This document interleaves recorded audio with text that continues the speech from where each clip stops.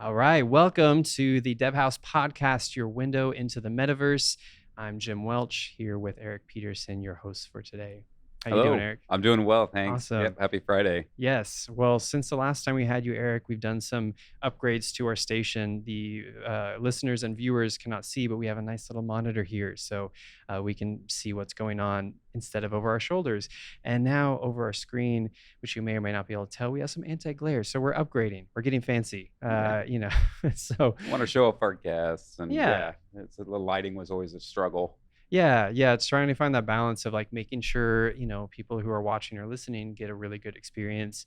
But then we also have what we need to hear to properly host the show. But without further ado, let's go ahead and dive into the news. So today's news is actually sort of a kind of a pullback to a previous mention. So officially, as of I believe yesterday on December 2nd, Weta was officially acquired by Unity. Yep, official. Yep. Yeah. So there was a mention before that was like, "Hey, this is happening," but then now it's been marked official. There's been a price tag. Yeah. Let's we can put sound on. Let's go ahead and roll it. Is really, something bigger than it's ever been before. Unity's really been focused on this mission that the world's a better place with more creators in it. But what we see now is that there's a new generation of creators that are going to want to, imagine even more in rich 3D experiences. Avatar or Lord of the Rings or Wonder Woman wouldn't have been possible without Weta's tools and the great artists behind them. We knew that digital effects offered so much possibility for us to be able to create the worlds and the creatures that we were imagining. Now we're taking those tools that we have created and handing them over to Unity to market them for the entire world. Well, together, Unity and Weta Digital can create a pathway for any artist in any industry who will now be able to leverage these incredible creative tools. Now those tools will escape the Weta world and they'll be available to everywhere.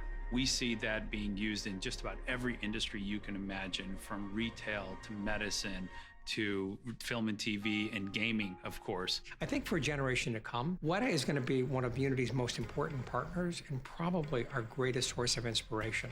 Offering new and aspiring creatives access to Weta Digital's technology will be game-changing. We're incredibly excited to continue that deep partnership where we work with them as they are working on their next movies, as they continue to sort of create. The real magic here is what both of us are each also independently great at. What we do the best is what we make incredible VFX shots and animation clips for film and TV. And we are going to be great at take all of that innovation and make it accessible to a much broader set of creators around the world. So exciting. Super cool. Super cool. Yeah, no, I was very, very excited when that news was announced, just because, we are primarily a Unity shop. So like while we do some Unreal work, we're definitely Unity fanboys over here, and so Unity's sort of historically been behind the gun or behind the step of Unreal, who have been leading the way in more of realism and sort of digital twin work and film work. Yeah. And so for Unity to make this step, seems obviously very strategic to compete with Unreal. Agreed. But it's exciting. I mean, we're seeing things like Lord of the Rings, in that clip, and just knowing that like you can create that, whether it's cutscenes in a video game or just making films in Yeah. Unity, right? Yeah, no, and leveraging that tool, allowing it to get all content creators. It's not just for big Hollywood studios. This is something that, you and I could do on a weekend for fun. And I think, Right. yeah, that's a wise choice. And I'm looking forward to kind of playing in that sandbox. Yeah, especially as a Unity developer, I look at something like these visual effects tools, and it's like, oh, that's a world I don't understand. But now that there's going to be integration into Unity, I'm like, oh, hey, I can do this. Yep. You're the So- cameraman, you're the post processor, you're doing all these things. Yeah, it's Right. exciting. Right. And it sort of brings back to virtual production, like things that we've been working on before, where you say, you're controlling a camera. It's like, well, we've been doing more kind of digital, almost like intentionally stylized environments to sort of bridge that gap and avoid the uncanny valley of like, it's almost real, but not real enough. So it feels weird. Crossing that and then saying, okay, well now, like, let's make it look really special and, have that Avengers look where it's like, yeah, like it is a really exciting thing. And now we're controlling cameras, and yeah, I could gush about it, but it's exciting. It is exciting stuff. So yeah, moving on. Yeah. So let's go ahead and check out some gear. our gear today is has a special place in my heart because it's something I built. I'm excited about this, and it came back to memory because we recently pulled it out of a storage unit. And so these roller balls I designed sort of off of a rolly, like those kind of rolly mouse things that sit still on the table, but you control the ball on top, or you can think of those old bowling games in the arcades. Yeah. So I kind of had that idea, and I was like, what can we do to sort of like make games off of like a giant controller? And I forget the name of the team, but there's a team out in San Francisco that has a whole facility. It's like an arcade you go to, and you can go on like seesaws that control games, and you can, do things like this. They have a version similar where there's like 6 in a row and people like race and stuff. So like, I want to do that. So I built these. There's these giant wooden enclosures that basically hold a big clown. I don't know what you call it, like a circus ball that you'd see like a clown walking on. Started with yoga balls. They would squish too much and pop out of the enclosure, but these hold firm. And then there's some arcade buttons. So you can roll the ball to move, and then you can press the buttons to do things like jump or any kind of interactions. This game that we're looking at in a video here, you basically, it's like Splatoon, which you kind of cover paint across the ground, meets, I don't know, like Marble Madness. You're rolling a marble around trying to cover the ground in more paint than your opponent. And so you can like take over their paint, or you can kind of knock them around, and it was a fun little game that no one can play because no one has a giant ball. Yeah, you need space for it, but it looks very fun. It's more tactile. I think it could get the blood rate up. It's just an interesting way, and outside of the box way to manipulate a video game, right? A different controller. So yeah, I can see that having a lot of advantages, and kudos to you and your creation. Yeah, it was fun, and I would love to use it more. And it's just finding a place and a home for it. Since it's an installation piece, you can't just show up somewhere with it. You kind of have to have it live somewhere, at least for a period of time. Right. I tried lugging them around to different conventions, and it's a lot of work. They're heavy. It does fit in my car, I learned. Yes, yeah. And they're right over there for those. It's out of shot, but actually I'm looking at it right now. So Yeah, behind the camera. I wanted to bring it into shot, but they're bulky. There's no way. So, but yeah, so that's our gear for today. So our final segment before we bring our guest on is going to be our Dev Abomination of the episode. So this is who is this gentleman? Do you remember, Eric? I think it's Hamilton. Hamilton. Okay. Yes. I think. That's a good guess. It looks like Hamilton to me. It's hard to tell because he looks insane here. Yeah. So we have a project that we're working on for a client that's really fun. It's a history application, so you can learn about history, learn about some of the presidents, some historical figures. You can hear speeches, some really cool stuff. But we ran into a challenge with, we're doing motion capture and facial capture and mapping and blend shapes and all this stuff to make sort of like we were watching with the Whata video, where Will Smith had all the little diodes and he was talking. And so we're doing a similar technology for these presidents. But we found that the teeth, because we mapped the face and then we kind of put the teeth inside, sometimes exposed in really weird, awkward ways. And so we got the sort of Austin Powers overbite gums showing there.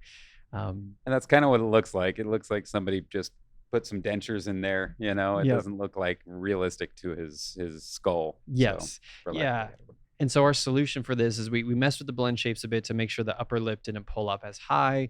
And then we totally redid the teeth. We threw them out. We said, we need better teeth. And we made them from scratch. Whenever you're making human characters, there's definitely a process of realism versus stylized. And how do you find something that feels good and not creepy? Because we look at human faces, we've been ingrained psychologically what to look for. So they're a very unique subject to try to recreate. Yeah, it's interesting. No, it is an interesting example. So. Yeah, cool. Well, it's a lot better now. Yes, this is an abomination, and we fixed it. We did fix it. So, yeah, and God, it's getting worse. We're zooming in. We got the. Not only does he have an overbite, but his lip is tucked into his teeth. That's cute. All right. So today we're going to be talking about metaverse marketing. Yep. And so we thought a good guest who we've actually worked on a number of projects with before, who we really like working with, Elena Piech. And so if we could bring her up on our screen, Shay. We did it. Engineering Hello. success. Hello. So yeah, we wanted you to come on and talk with us today, because you know your stuff, and we're gonna kind of dig into NFTs and some fun topics.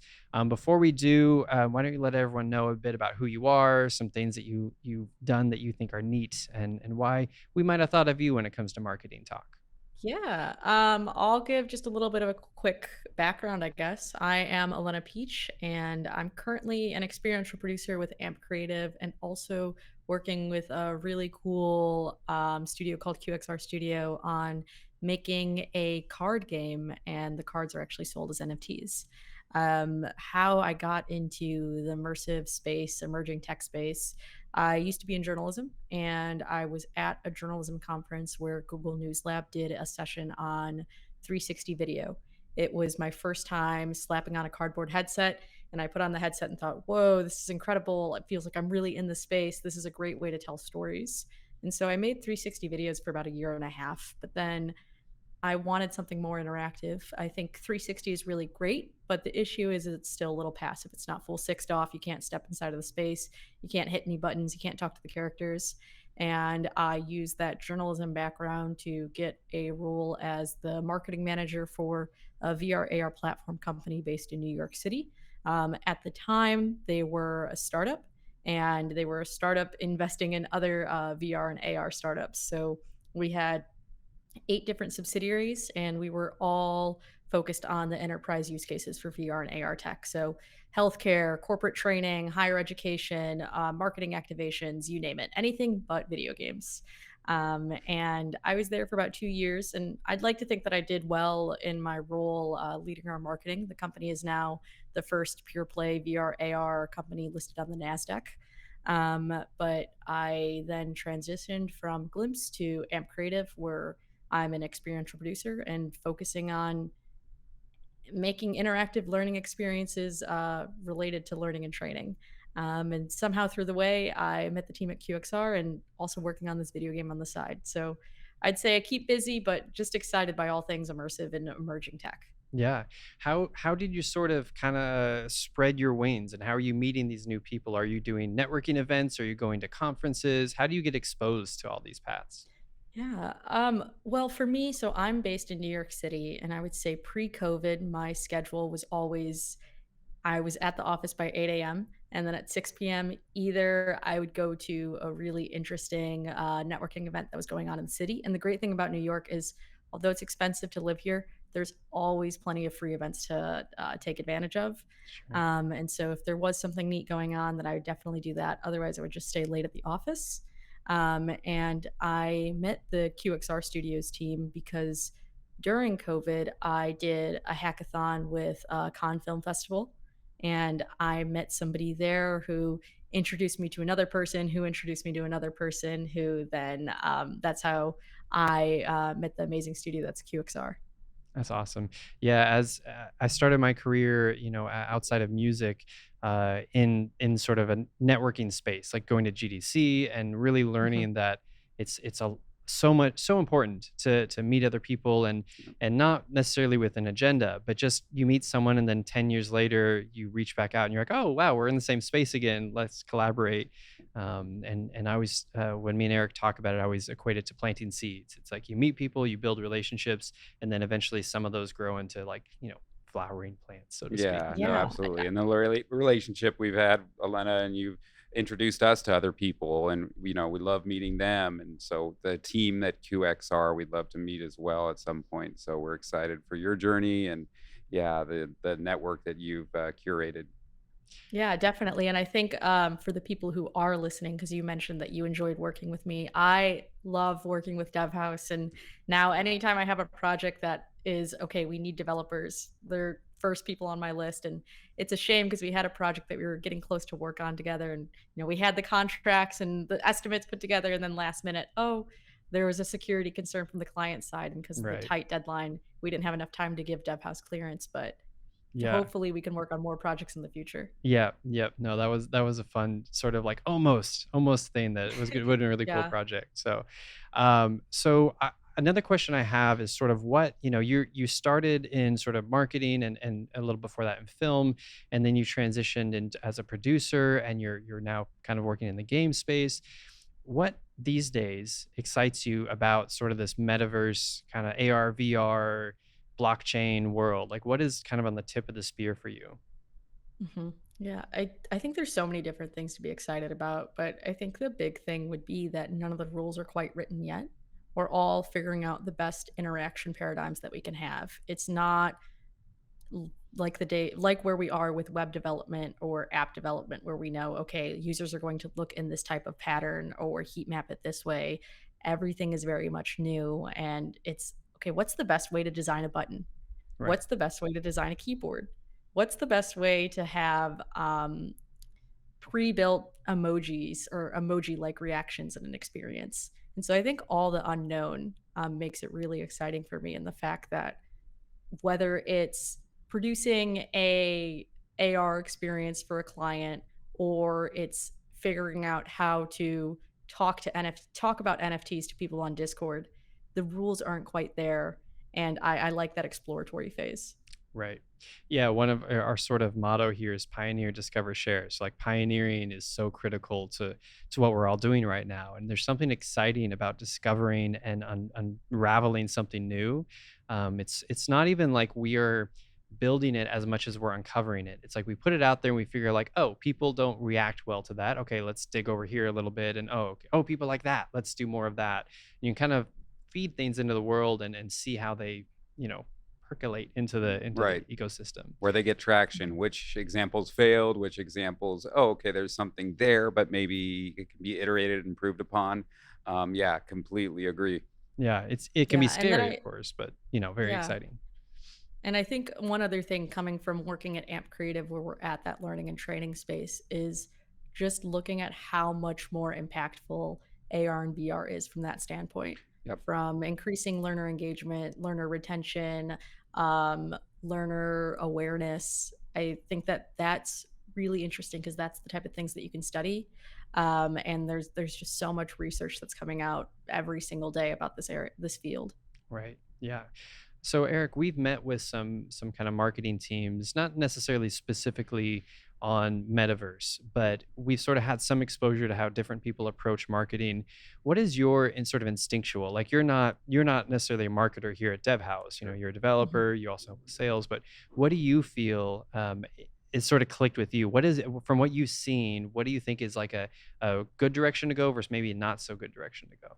Yeah, I guess it's clearly on the use case and what people are comfortable with of something like NFTs, as you spoke to. It's about kind of Discord communities. It's about Twitter. It's about learning where these the experts in the domain are and finding out, these are the avenues, and then bringing that again, kind of like the pioneer, discover, share. Like go find some kernels of truth in these discussions that are happening, and then taking them to people who are not afraid to expand their comfort zone. I think our coworker Devin brought up a point of guiding some of our clients with the discover process in tandem, where we're both kind of discovering where they need uh, use use for this technology. And I think marketing can kind of be that way as well, just kind of sharing things, putting that out there, but inviting their creative input, because like you said, these paths haven't been forged yet. And so Mhm. I think it's like, oh, check out this new cool thing. Is this something that you'd like to see more of? Yes or no? Well, then we're here. We can help you tailor a solution that fits your needs. Right. Yeah, and I think another part of marketing in this space is also challenging assumptions that people might have, especially when it comes to working for clients who aren't in the game space, showing that you can use this type of tech for other means, whether that's learning, training, healthcare. And I think Oculus is doing a really good job right now with their promotion of the headset. Or sorry, not Oculus, the Meta. Meta Quest. I'm still so salty that Meta killed the Oculus brand. I love the Oculus brand. I thought it was so well done, but unfortunately, it is no more. But anyway, so the Meta Quest, their ads all over aren't necessarily showing all games all the time. Instead, you're looking at the fitness applications, the ability to connect with others, the maybe ability to relax and do some type of mental health breaks. And I think showing that this technology is multifaceted and can have multiple use cases is really, really great. But unfortunately, whenever you're dealing with emerging tech, you're always going to have to deal with the naysayers or the people who have some type of moral panic because it's different from what they're traditionally used to. Right. Agreed. I did like your example to your point, though, about trying to find the quantifiable results in education or training where you can point to this is how your company will benefit. This is how Mhm. where you're going to see the return on your investment. Some of the use cases are really neat, and we can maybe point to some future return, but we can't really quantify it in the same way that we can with retention rates or Mhm. delivery, metrics. Yeah. Yeah. Over time, we'll get more and more metrics that we can point to from kind of for data focused people, which will be nice. And it's interesting that the conversation happening now is sort of focused around education. Like, how do we educate the market, Right. right? I think we got lucky with Meta sort of being a company so large as Facebook was, that they can spend that money to sort of raise awareness. So people who hop into Facebook to scroll their, or sorry, Meta to scroll their feed, they see all these things about VR, and it's like, oh, that's neat. Or AR, though right now it's sort of that like interesting. They're painting a picture of something that doesn't quite exist yet, which is Mhm. which is fun because I'm like, yeah, that we'll get there. But putting like sort of hologrammy people in the environment, it's like, yeah, kind of with HoloLens, you can sort of do that, but a lot of this stuff is like trying to give people vision of what they could build if they put the resources into it. From your experience, Elena, how much of marketing in this space do you spend a lot of the effort building like conceptual pieces to show people? How do you find? How do you get to the client knowing what they want to build? Do they come Yeah. to you already? How do you reach those people? I think honestly, where we are in the market right now is we're still so early. We don't really have a lot of VR, AR software where you can insert your credit card and you have it ready and it's custom built and it's everything that you want. A lot of things are still very much, I would say, project based, or they have a baseline project and then they're going to refine that for what the client's looking for. So when I was at Glimpse, the VR AR platform company, where we had 8 other companies in our portfolio, it was a lot of let's take this platform, at least this baseline, and let's try to make some marketing materials that show where it could be. But when we're talking to our potential clients, or we're not saying this is SaaS model right now, everything's ready, but maybe we're looking for more of a partnership. We're going to develop something that's custom built for you. And I think a lot of companies are doing that, where they're developing something that's custom built, but then the knowledge gained or the final output of that project can feed back into the larger system. So give it a couple more years, and maybe we will have not quite the companies where it's slide in your credit card and you're ready, but things will be faster to be built, and maybe even cheaper to be done at scale. But I would say my thought right now for marketing is just a lot of transparency. Hmm. Yep. Yeah. Yeah. Yeah, one of our sort of sub brands here at Devhouse is Filter My Brand, and we're our aim for that. We sort of soft launched it, and we have it up, and you can go check it out. But it's face filters, and so the idea is to try to get to that point to where you can just say, "Hey, I want to purchase a face filter. Here's a bit of information," almost like a Fiverr style experience, where you Mhm. can just kind of ask for some generic things. An artist can kind of have a few back and forths, and then suddenly you get your own custom brand filter, whether it's for a fashion brand or a makeup brand, or maybe you sell hats and we want to put the custom hats on people.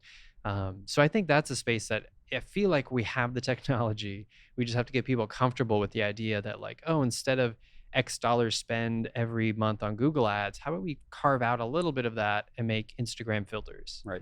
Yeah. And I love them because I feel like people organically share those, and I Mhm. don't know anyone who like will share a Google ad. It's Right. you Mhm. just don't have that reach. So Sure.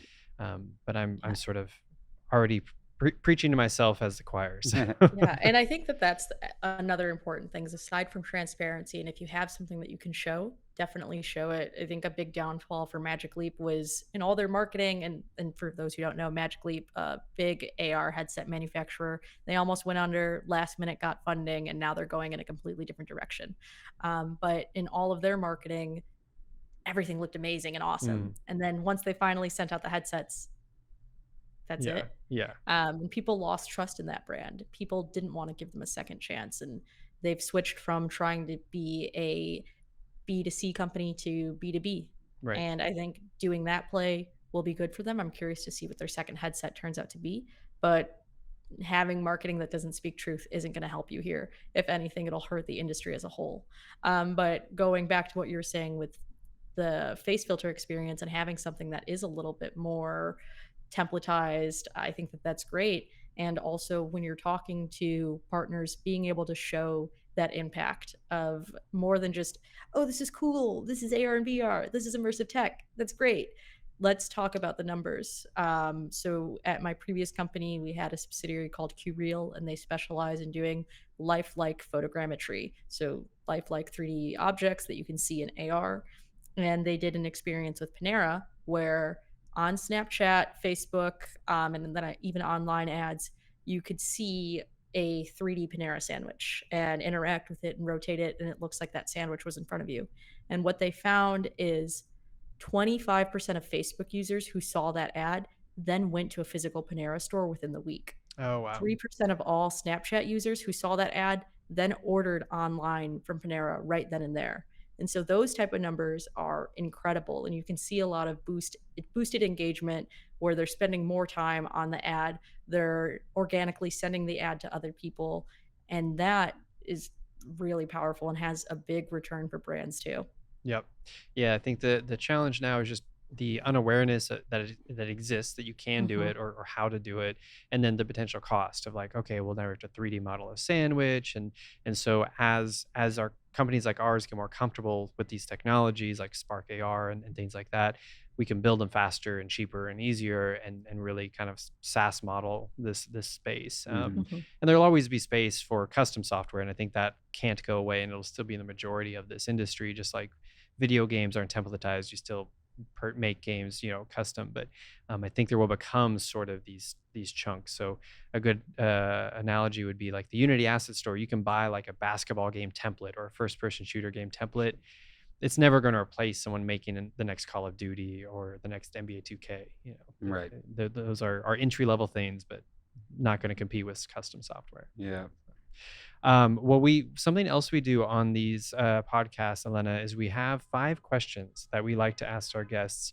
They're not necessarily related to our specific topic of the day, but it lets us sort of get a pulse on kind of the metaverse space that we're all diving into, and is very exciting for us. So don't feel like you have to go in super in depth in these. They can be sound bites, or if you want to go off, you're welcome to. Me and Eric will take turns shooting them at you. So first question. In your opinion, what is the metaverse? Oof, that's so hard. I would say that the metaverse is the convergence of our physical and digital realities, which give it some time, but eventually they will become one, where you can seamlessly flip between being here in the physical space or being a virtual avatar in a virtual environment, but to you, they feel one and the same. Right. Yeah, like an alternate parallel universe. Yeah, totally agree. And I think, eventually it'll be as seamless as us, just interacting with the web. It's just part of life. Yeah. So question 2, what is the coolest tech you expect to see in the next 5 years? That's so hard because there's just so much going on and hidden labs that we don't quite know about. Apple is rumored to release more information about their AR headset sometime soon. It was funny. I was at AWE, Augmented World Expo, a big AR VR conference, and I was talking to somebody who works for Apple there. And I said, so can you tell me a little bit more about what you're working on? And he said, just something to make cats talk. I can't tell you. Right. Yep. They're listening. Yeah, but I think a lot of interesting things are going to happen within the hardware space. But personally, what really makes me excited would be the convergence of decentralization and Web 3.0. A lot of people are talking about Web 3.0. And I really see this as what Tim Berners-Lee originally concepted when he was working on the internet, where it would be this collaborative medium where people could meet, read, write, record, and instead of having what we currently have, where it's a handful of tech companies that are dominating the space, maybe we're going to see more little players lead and champion their own niches. Absolutely. Awesome. Love it. Question 3. So kind of an opposite. What tech do you expect to fail in the next 5 years? What do you think is going to kind of fall out?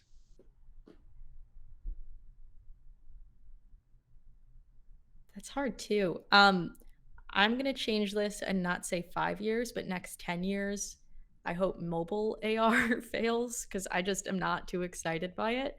But I would love for in the next 10 years, we see more HMD or smart contact based AR where it truly is interactive. I feel like right now there's too many AR experiences where, or I take it back. Mobile AR, you're great. I'd like to get rid of AR experiences where it's just a 3D object placed in the environment and doesn't do anything.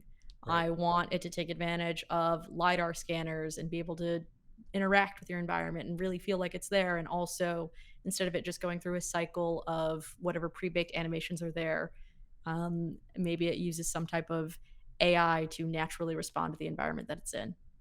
Totally agree. And it feels to me that that mobile AR experience is just, it's like it's in its infancy, right? Right. So Mhm. it's just like this version's okay, but I just know it's going to get 2, 3, 4 times better plane detection and, like you said, real world interactions.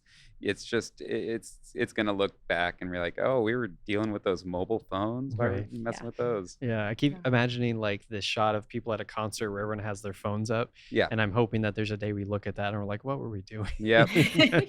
Yeah. It can't sustain. So I guess, yeah, leading into number 4, what's your favorite interactive experience? Oh my gosh. I think it changes because I'm always trying to see whatever is the latest and greatest. And starting on Sunday, actually, I am going to LA and I'm spending my December in LA. And I'm part of the next cohort of AR House. For those who don't know, AR House was started by two people who are big developers in the AR space. And they just said, we want to create a great space where we can bring creative people together and inspire them to make things that they're really passionate about. And so each month they have a new cohort of 10 people. And I think my answer will probably change by the end of that cohort. But the two answers that come to mind right now would be first, the new Star Wars Galaxy's Edge experience, which was just released on the MetaQuest about a month and a half ago. And for those who haven't tried it, I think it's one of my favorite VR games that are out there. I think the environment design, the world building, the interactions, very well thought out, very engaging. Really, one of the first experiences where when my headset dies, I immediately plug it back in the charger, and then once it's charged back up, I put the headset back on. Very cool. And then the second experience would be developed by Lucas Risotto, who he's one of the people who founded the AR House in LA. He recently made an experience using Snap Spectacles, and it's like you're in one of those old platform games where you have the glasses on and you need to run around to collect all the bananas in the environment. And so you feel like, an old Super Mario character or something like that. And I Awesome. think that that's great because you're not just sitting in your headset, but you actually have to move around. And I think that type of spatial awareness is always great. Yeah, I actually haven't tried the Snap Spectacles yet. I should try to find a pair and check that out. Yeah, you should definitely apply for some. I have a pair. I think just say you're from Devhouse and the application takes 5 minutes, but I don't see why you wouldn't get one. Yeah, Nice. yeah, it'd be fun to play with. Okay, final question of our 5. What interactive experience would you like to see? Is there something going on in your head that you don't feel like you're gonna give away as a creative person, but something you'd want someone to build? Well, I will say that this won't necessarily make a game-changing impact on the AR industry, but while I'm at AR House in LA, I'm going to work on making some Snap experiences for the NFT card game that I'm working on.